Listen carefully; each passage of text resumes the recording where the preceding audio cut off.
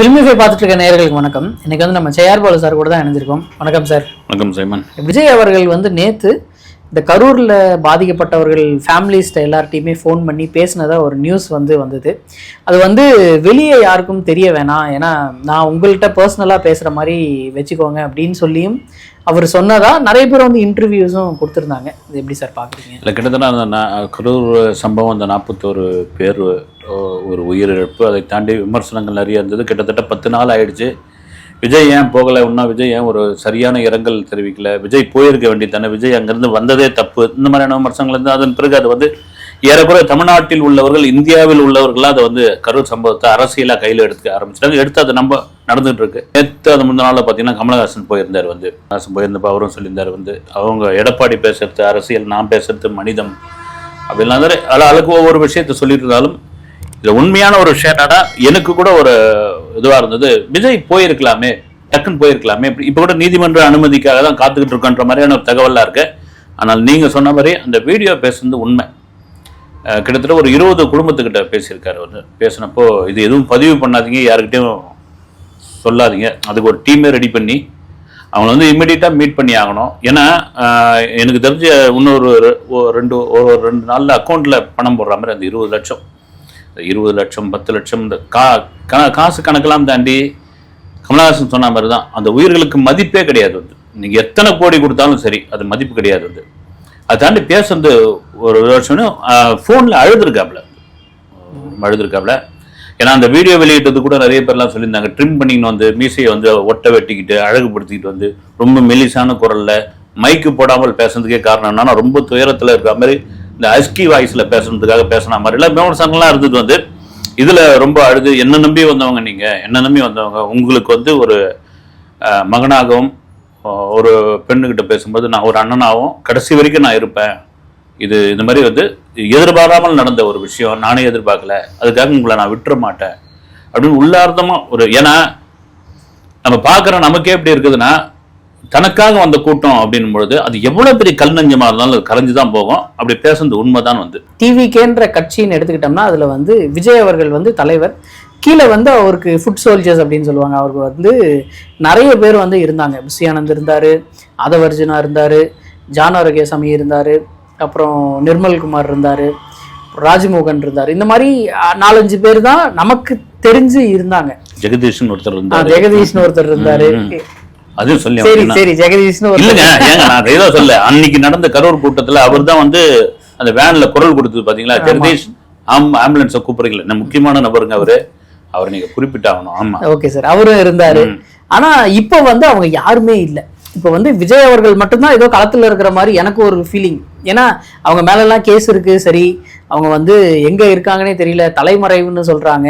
இப்படியே போயிட்டு இருந்தா இந்த டிவிகேன்ற கட்சியை யாரு இறங்கி வேலை செய்ய போறாங்க? நான் கேள்விப்பட்டது என்னன்னா, நீங்க நல்ல ஒரு கேள்வி கேட்டீங்க. இது வரைக்கும் எங்க இருக்காங்கன்னு தெரியல. திடீர்னு பார்த்தா ஏற்காடுல இருக்காரு, அப்புறமா யாரு கரும்புரை எங்க ஊர்ல இருக்காரு. உங்க ஊர்? ஆமாங்க, ஆமா. அது என்ன காடாது? ஆமா சார், அது ஃபுல்லா ரிசர்வ் ஃபாரஸ்ட். இப்ப என்ன திடீர்னு பாத்தீங்கன்னா அந்தி ஊர்ல இருக்காரு, சந்தனகாட வீரப்பா இதுல இருக்காரு அப்படின்னு. அங்க இன்னொரு பார்த்தீங்கன்னா அவர் உத்தரகாண்ட்ல இருக்காரு. இப்படி ஆளாளுக்கு ஒவ்வொருத்துல இருக்காங்க அப்படின்னு பொழுது, ஒரு தலைவனுக்கு பிரச்சனை அப்படின்னு பொழுது 2ஆம் கட்ட தலைவர்கள் நீங்க சொல்ற மாதிரி அவங்க தான் முன்னணிக்கு முன்ன ஒரு கைதுக்கும் ஒரு வழக்குக்கும் பயந்து தெரிச்சு ஓடுறாங்கன்னா விஜயோட மனநிலை எப்படி இருக்கும் பாருங்க. உண்மையிலே அதனால்தான் நான் இப்ப கேள்விப்பட்டது என்னன்னா, பழைய ரசிகர் மன்றமா, விஜயோடைய ரசிகர் மன்றம் மக்கள் இயக்கமா மாறின காலத்தில் ஆரம்பத்துல, ஏன்னா அது ஒரு பெரிய ஒரு குற்றச்சாட்டை தாண்டி விஜய் அவங்கெல்லாம் மறந்துட்டாரு அப்படின்ற மாதிரியான ஒரு கேள்வியெல்லாம் இருந்தது.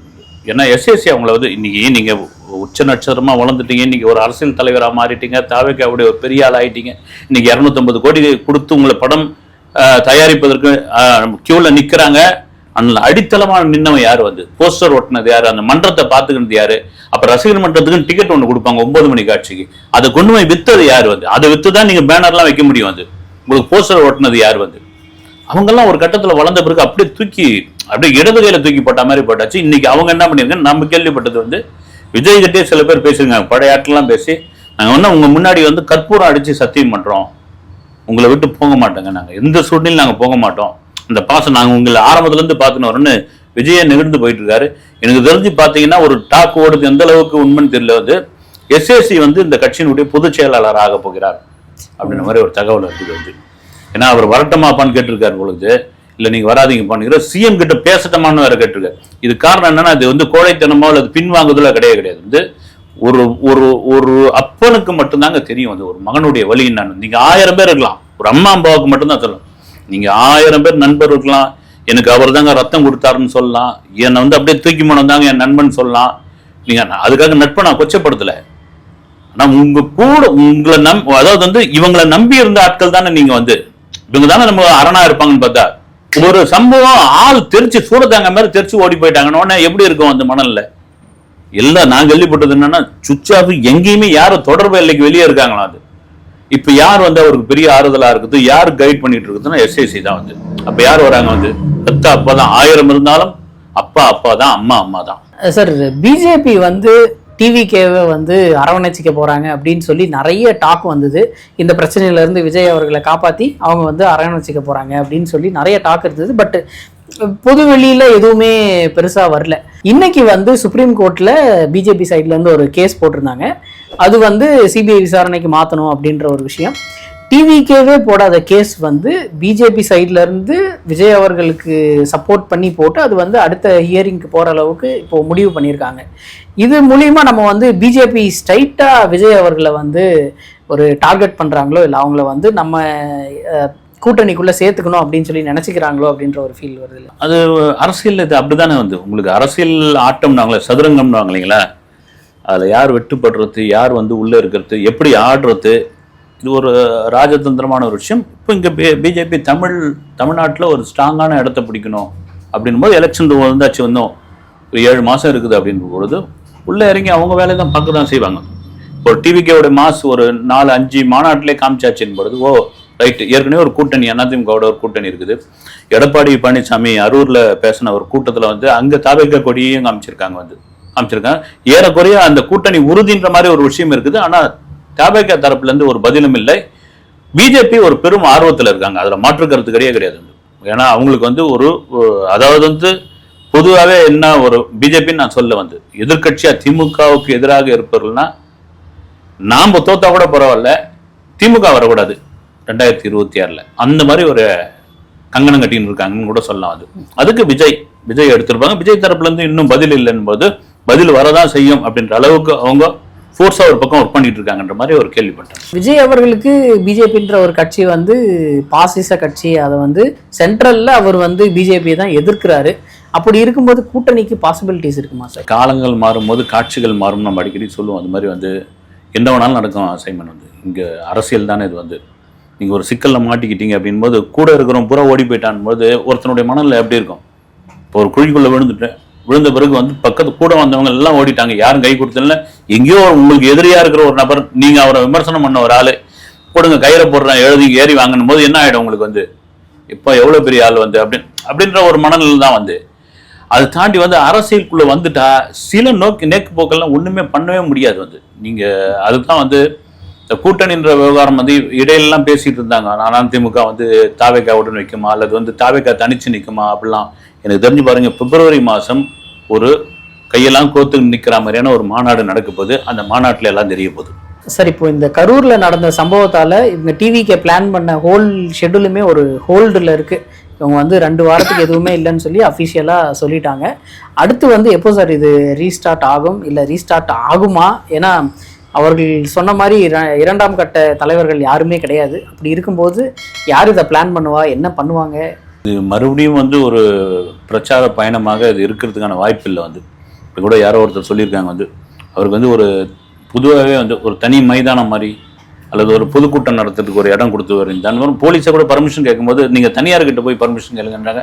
இப்போ மருத்துவர் அன்புமணி ராமதாஸ் கூட வந்து நெடுஞ்சாலை, தேசிய நெடுஞ்சாலை, மாநில நெடுஞ்சாலைகள்லாம் வந்து மக்கள் கூட்டுற இடத்துல வந்து இது மாதிரியான மீட்டிங் வைக்காதீங்க, இந்த மாதிரியான இது பண்ணாதீங்க. அதுக்கு அவர் சொல்லியிருக்காரு, நாங்கள் தான் மக்களை தேடி போனோம், மக்கள் எங்களை தேடி வர மாட்டாங்க அப்படின்லாம் சொல்லிட்டு இருக்காங்க. அதனால கண்டிப்பாக இந்த பிரச்சார பயணம் இருக்காது. எனக்கு தெரிஞ்சு பார்த்தீங்கன்னா வீடியோ வடிவில் ஒரு வீடியோவை ரிலீஸ் பண்ணுற மாதிரி வந்து ஒரு கிட்டத்தட்ட ஒரு 30-35 நிமிஷம் விஜய் என்னென்ன பகுதிக்கு என்னென்ன மாவட்டத்திற்கு என்னென்ன பிரச்சனைகள் உள்ளதோ அதை வீடியோவாக, இன்றைக்கி தான் சோஷியல் மீடியா இருக்குல்லையே, கிராமத்தெல்லாம் பார்த்தீங்கன்னா கையில் எல்லாரும் ஃபோன் வச்சுருக்காங்க, நீங்கள் அப்படி போய் சேரட்டும், நம்ம ஏதாவது ஒரு வகையில நம்முடைய கொள்கையும் கோட்பாடும் போயிட்டு மக்கள்கிட்ட போய் சேரட்டும். மக்களுக்குள்ள பிரச்சனையை இப்படி நம்ம சொல்லிட்டு போவோம். எலெக்ஷன் நெருக்கத்துல நம்ம பிரச்சாரத்தை அதுக்கேற்ற மாதிரி இந்த நீதிமன்ற வழிகாட்டல் படியோ அல்லது அரசு வழிகாட்டல் படியோ அந்த பிரச்சார பயணத்தை நம்ம தொடருவோம்னு இப்போதைக்கு ஒரு முடிவு பண்ணியிருக்காங்க. சார், இப்போ மக்கள் நீதி மையத்துல இருந்து கமல்ஹாசன் அவர்கள் வந்து நேர்ல போய் பார்த்து பேசினாரு. அவரு சொன்ன மாதிரி அரசியல் பண்றதுக்கு இன்னொரு 3 மாசம் இருக்கு, நான் வந்து இப்போ அரசியல் பண்ணுறதுக்கு வரல அப்படின்னு சொன்னது எல்லாருக்கும் அது வந்து எப்படி இருந்ததுன்னு தெரியல. ஏன்னா நிறைய பேர் வந்து இதை அரசியல் தான் பண்ணிக்கிட்டு இருக்காங்க. இது வந்து நமக்கு கிடைச்சிருச்சுரா ஒரு கண்டென்ட் அப்படின்னு சொல்லி எடுத்து இதை எப்படியெல்லாம் ஏடிஎம்கே கவர்மெண்ட் யூஸ் பண்ணுது, டிஎம்கே கவர்மெண்ட் யூஸ் பண்ணுது அப்படின்ற மாதிரி தான் பார்க்குற மாதிரி இருக்குது. கமல்ஹாசன் அவர் சொன்னது வந்து ஆக்சுவலாக இதுதான் ஃபேக்ட் அப்படின்னு சொல்லி எடுத்துக்கலாமா? இதை வந்து அரசியல் பண்ண வேணாம் அப்படின்றது இல்லை. அப்படி அரசியல் பண்ண வேணாம்னு சொன்னது வந்து அவர் வந்து அங்கே வந்து ஒரு நடிகராக வந்தாரா, மக்கள் நீதி மையத்தினுடைய தலைவராக வந்தாரா, ராஜ்யசபா எம்பியாக வந்தாரான்னு தெரியல. ஆனால் திரும்ப சொன்னது என்னன்னா, பத்திரிகையாளர் உங்களுக்கான பொறுப்பு தான் அதில் அதிகமாக உள்ளது, நீங்கள் வந்து அதை வந்து கரெக்டான ஒரு வழியில் இது பண்ணுங்க. போலீஸ் கரெக்டாக தான் பண்ணுச்சு. பாலாஜினார், செந்தில் பாலாஜி, அவர் வந்து அவர் ஊருக்கு அந்த ஏரியாக்காரர், அந்த ஊருக்காரர், அந்த பகுதியை சேர்ந்தவர், அவர் வந்திருக்காரு. ஒருவேளை அவர் ஏன் வந்தாருன்னு கேட்குறீங்க, அவர் அந்த சீக்கிரத்துல வராமல் இருந்தால் இன்னும் 4 உயிர்கள் கூட போயிருக்கலாம் அப்படின்ற மாதிரி பேசுறாரு.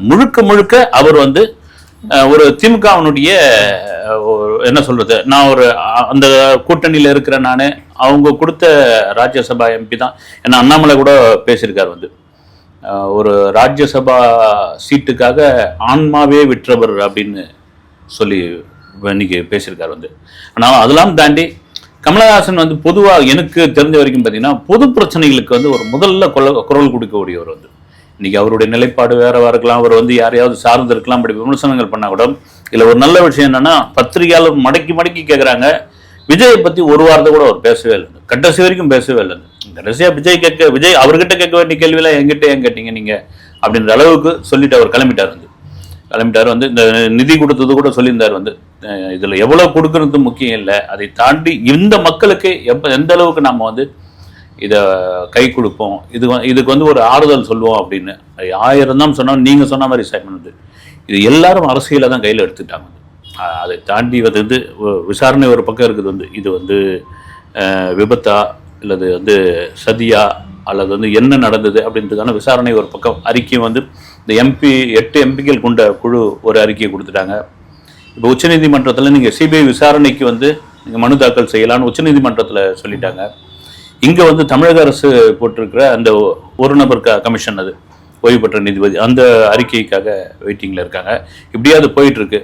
ஆனால் கமல் சொன்ன மாதிரி தான் நாம் சொல்கிறது என்னென்னா, எதிர்காலத்தில் இது மாதிரியான ஒரு சம்பவம் நடைபெறாமல் இருக்கணும் வந்து. நடந்துருச்சு வந்து. அதுக்கான காரணம் உண்மையாக என்னன்னு தெரிய போகுது. ஒரு பிணத்தின் மீதான அரசியல் வந்து மிக மிக கேவலமான ஒரு விஷயம் வந்து. அது வந்து ஒரு ரொம்ப மோசமான ஒரு விஷயம். இப்போ நண்பர் கூட ஒருத்தர் பேசிட்டு இருந்தார் வந்து, கூட்டத்தை கட்டுப்படுத்துறதுல வந்து இந்தியாவில் பல இடங்கள்ல வந்து ரொம்ப ஃபெயிலியர் ஆகிட்டு வராங்க அப்படின்னு. வேற மிர்சி வேற வரப்போறாரு வந்து. அது என்ன ஆகுன்னு தெரியல. இங்க கிரிக்கெட் தானே அதிகமா பார்ப்பாங்க, இங்க மெர்சிக்கு அவ்வளவு பெரிய ஃபேன்ஸ் இருக்காங்க. அநேகமா கேரளாவுக்கு போக மாட்டாருன்னு நினைக்கிறேன். கேரளாவுக்கு போற மாதிரி தான் பிளான் பண்ணிக்கிட்டு இருக்காங்க. இல்லைன்னு நினைக்கிறேன் நான் வந்து. கேரளாவிலையும் வெஸ்ட் பெங்காலையும் போயிட்டு அவ்வளவுதான். இந்தியாவில் ஒரு பெரிய இதெல்லாம் வரும். இது சொல்றதுக்கான காரணம்னா, நீங்க பல நாடுகள்ல வந்து நீங்க கூட்ட நெரிசல் ஒரு விஷயத்தை வந்து இல்லாமலே இருக்காது. காரணம் என்னன்னா, அவங்களுடைய அந்த முன்னேற்பாடு, அவங்களை அணுகிற ஒரு முறை தான் வந்து. இனி வரும் காலங்களில் நாம கருத்து தமிழக அரசே கூட பார்த்தீங்கன்னா இது மாதிரியான கூட்டத்துக்கான வழிமுறைகள், இந்த மாதிரி கூட்டம் அதிகமாயிட்டா என்ன ஆயிடும், இது மாதிரியான ஒரு செலிபிரிட்டிகள் வரும் பொழுது கட்டுக்கடங்காமல், செந்தில் பாலாஜி சொன்ன மாதிரி கட்டுப்பாடற்ற கூட்டம் அப்படின்னு வந்துட்டா அது எப்படி கையாள்வது அப்படின்ட்டு ஒரு மிக மிக முக்கியமான ஒரு விஷயம் வந்து. அது இனி அதை செய்வாங்கன்னு நான் எதிர்பார்க்கிறேன். ஓகே சார், அடுத்தடுத்து பேசுவாங்க சார். நன்றி சார்.